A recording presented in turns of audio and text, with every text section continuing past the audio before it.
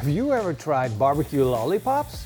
You might want to give them a try, because they're delicious. A big thanks to Napoleon Grills for sponsoring this episode. You might wonder, lollipops? What is he on about?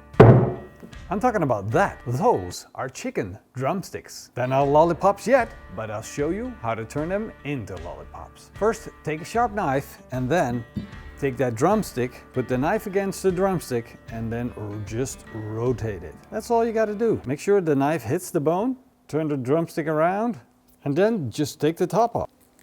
Like that. Push the meat downwards so the drumstick stands on its own, and that's how you make a lollipop. Well, this looks already amazing, and I'm going to transform all of these drumsticks into a lollipop like that. And then we're going to do lots more that's going to make this chicken taste truly unique. I'm going to use a pair of scissors to trim them up a little bit because I want them to look especially good. And now it's time to add flavor to these lollipops. There it is, my magic trick. Recently I made the pickle jar chicken and it stirred the pot a little bit. Where we gotten 1.5 million views on the video and people seem to either love it or hate it. But what's most definitely a thing is that brining with pickle is a tremendously good idea. And there was one comment between all of the Chick-fil-A comments that stood out to me. It recommended brining in jalapeno pickle brine. We're gonna brine that chicken with jalapeno pickle juice. Now the magic trick is that the flavor of the jalapeno combined with that pickle brine that it's sitting in is going to work with the osmosis effect, and that's how it gets into the chicken. That means this chicken will be more tender after brining and it will have the delicious flavor of the pickled jalapeno. And while we wait for the chicken to brine, why not whip up a delicious batch of PitmasterX sweet apple barbecue sauce. I'm gonna make a double batch, so I'm gonna start with 500 milliliters of ketchup, followed by half a cup of a good quality apple juice, 2 tablespoons of Worcestershire sauce, a tablespoon of ground black pepper, a tablespoon of the PitmasterX classic barbecue rub, 2 tablespoons of honey. I'm gonna mix this up, put it over the fire. This is the first time I'll be using my new sauce station. That's what I'm calling this. This is made out of 2 tractor rims. What I'm gonna do, I'm just gonna scrape some of the coals that are burned down underneath the grill grate that I set up, put my Scotsburg pan on top, and then all I need to do is stir. And I'm gonna stir until I have a delicious syrupy bubble in my sweet apple barbecue sauce. And that's how easy it is. But the poor dude really needed some new rims, definitely. After 2 hours, that chicken needs to get out of the jar. Oh, that is one nasty sound. Oh.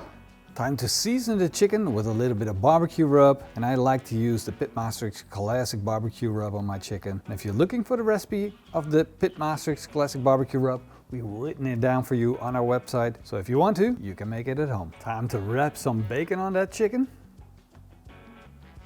The bacon has 2 jobs. It has the job to protect the chicken from drying out, and it has the job to become extremely delicious while rendering down and crispening up. A little extra sprinkle of the PitmasterX classic barbecue rub, and then we have the color, we have the bacon, and this is ready for the barbecue. I'm gonna be cooking on this beautiful Napoleon grill, and it's absolutely perfect to cook our chicken on because it's got this beautiful chicken rack. Time to hang the lollipops up. And look at that. Now that is what I call a barbecue built for purpose. It is really thinking about all these features.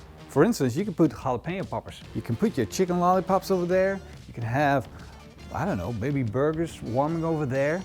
This is freaking awesome. Of course, if you don't have this, you can just pick up some lollipop holders on Amazon and you will be able to do the same thing. Let's fire up the barbecue. I'm going to turn on both my outside burners. For a bit of a smoky effect, I'm taking one of these already burning logs and I'm just going to put them on the grill to the side, and that's going to provide smoke, and it's going to make these lollipops delicious smoked barbecue lollipops.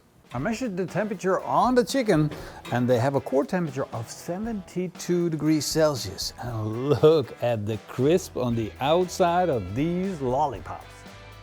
exposing some of that chicken, which got a delicious char on it. But hold on, we still got that sauce. We're just gonna dip them in and put a nice thick coat on them. Then I'm gonna hang them back, leave them in the barbecue for a couple more minutes. Wow, the sauce really connected to the chickens. I didn't think I would be throwing away those delicious pickled jalapenos, right? Of course, I got a super easy and super tasty recipe for you. You're just gonna take the pickled jalapenos, take about a cup, and then you're gonna add half a cup of good quality apple juice to it, 2 tablespoons of cane sugar, and that's how you make a delicious jalapeno relish. And that's perfect for burgers. Ooh. Or with the same ingredients, you're gonna take 3 or 4 jalapenos, add half a cup of good quality apple juice. We're not gonna add the sugar this time. Put this in the blender. And then you're gonna have yourself some non-alcoholic, or alcoholic if you wanna add some, jalapeno apple shots. Woo! That'll wake you up. And there they are, the lollipops. I had to put some toothpicks in because the bacon was trying to retreat from the battlefield. That looks so freaking tasty.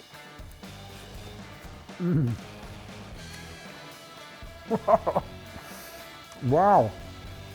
The flavor on the first bite is insane. Everything is there, super, super sticky. It's just one flavor bomb. But then you get the juiciness from the chicken and it all makes sense. This is fantastic. Look, perfectly cooked. You got the perfect bite out of it. Wow. I only have one recommendation. Give the recipe a try. It's on PitmasterX.com.